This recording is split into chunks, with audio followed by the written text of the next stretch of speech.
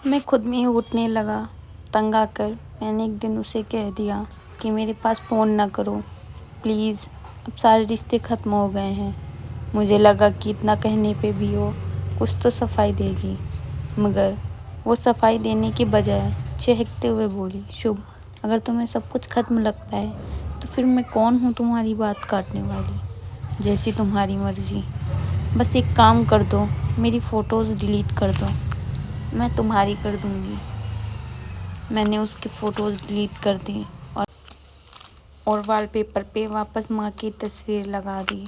मुझे लगा अब यहाँ से खुद को समेट लूँगा, लेकिन अगले दिन फिर से उसका फ़ोन आ गया। मेरे रिसीव करते हुए वो चहक पड़ी, कैसे हो, लाइफ में मज़े में है या नहीं। मैं चुप ही साधे हुए था। वो मुझे तरह तरह के सवालों से उकसा रही थी। कोई गर्लफ्रेंड ढूंढी क्या, सिंगल होके कैसे फीलिंग आ रही है, ऐसा सवाल पूछ पूछ के नस्तर की तरह भीतर चुभो रही थी, जिसमें के अंदर ऐसे लग रहा था जैसे कांच की किरचियाँ बिखरी हुई हों और सीने में चुभ रही हों। मैं चुपचाप पड़ा, बस उसके कॉल सुन रहा था। आंखों से आंसू खींच रहे थे, गला रुंध गया था। फ़ोन कटा तो महीनों बाद फिर ही सिगरेट की तलब लगी।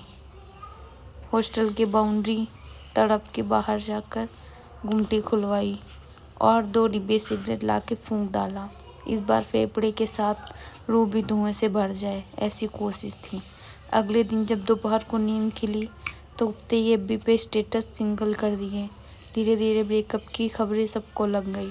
मैं चुप सा हो गया था। कॉलेज से आता, खुद को कमरे में पैक कर लेता, किसी से काम भर से ज़्यादा बातें नहीं करता। व्हाट्सएप ऐप भी अनइंस्टॉल कर दिया।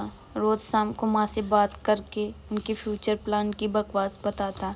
वो रोज़ रोज़ एक ही बात सुन के भी नहीं ऊबती। उन्हें लगता कि मैं किसी बड़ी गलती कर बैठा हूँ, इसलिए कहती। प्रॉब्लम से लड़ने की बात कहती। पापा को फ़ोन करके रोज़ गुड नाइट बोलने लगा। उन्हें लगता कि मैं किसी पेपर में फ़ेल हो गया हूँ तो ढके छुपे ढांढस बंधाते कि बेटा कोई परेशानी हो तो मत घबराना, दुख के दिन हंसते करते हुए काटने चाहिए।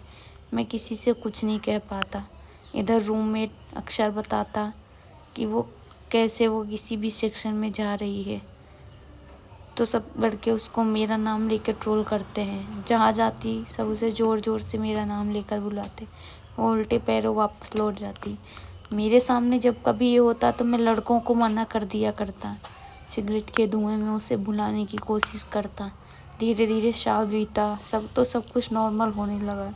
ब्रेकअप का दर्द मिट चला। हालांकि वो कहीं दिख जाती तो मैं नज़रें फेर लेता। अपने अच्छे एकेडमिक और बिहेवियर के कारण मैं कॉलेज के डिसिप्लिन कमेटी में रिप्रेजेंटेटिव ऑफ स्टूडेंट चुन लिया गया था। एक दिन रात को सिगरेट जला के जैसे ही मैंने बुक खोला कि गार्ड ने आकर बताया कि अर्जेंट है, डीन सर बुला रहे हैं। भागते हुए मैं जब डीन ऑफिस पहुंचा तो उसी सीनियर लड़की के साथ बाहर खड़ी थी। अंदर पता चला कि वो 3 महीने से प्रेग्नेंट है। आज जब उस लड़के ने किसी बात पे उससे झगड़ा कर लिया तो उसने उसे ज़ोर से मार दिया। वो बेहोश हो गई। सर चाहते थे कि दोनों को कॉलेज से निकाल दिया जाए। मेरे से बस वो स्टूडेंट के रिएक्शन के बारे में जानना चाहते थे। मैंने पूरे 1 साल बाद उसकी तरफ आँख उठा के देखा। आँखों के बगल में काला धब्बा साफ नज़र आ रहा था। मेरा कलेजा मुँह को आ गया। कभी यही आँखें थीं जो मेरे आँखों से चाह कर भी ओझल नहीं होती थी। मैंने डीन सर को बतलाया कि लड़का तो पहले से आवारा है, कोई कुछ नहीं बोलेगा, लड़की का अबॉर्शन करवा के निकालते हैं। सर मुतमईन नहीं थे। उनका कहना था कि इसकी लाइफ की गारंटी कौन लेगा और पैसे कौन देगा, माँ बाप जानेंगे तो ऐसे ही छोड़ देंगे। मैंने उनसे प्रॉमिस किया कि सर सब कुछ मैं कर लूँगा। वो फिर भी नहीं मान रहे थे। मैं अपने सारे ओरिजिनल डॉक्यूमेंट्स उनके टेबल पे पटक आया कि अगर लड़की के जान को कुछ भी हुआ तो सारी रिस्पॉन्सिबिलिटी मेरी होगी। सर मान गए। रूम आके अपना एटीएम और वॉलेट खंगाला तो 2000 रुपये थे। कुछ सूझ नहीं रहा था। माँ ने बर्थडे पे एक गोल्डन रिंग दिया था, उसे गिरवी रखकर कुछ पैसे जुटाए, कुछ दोस्तों से उधार लेकर उसका अबॉर्शन करवा के उसके हॉस्टल छोड़ आया। सर से रिक्वेस्ट करके उसके ना निकालने का लेटर भी लेके दे दिया। 5-6 दिन की दौड़ धूप के बाद जब बैठा तो उसका व्हाट्सएप मैसेज आया। ओपन किया तो उसने मेरी अभी डीपी के साथ अपना कोलाज बना के नीचे कैप्शन डाला हुआ था, आई एम सॉरी शुभ, मैं बहक गई थी, तुम्हारा प्यार ज़्यादा था, मैं संभाल नहीं पाई, अब तुम्हारी राधा बन के जीवन गुजार लूँगी। थोड़ी देर सोचने के बाद मैंने फक ऑफ बिच लिखा और सेंड कर दिया।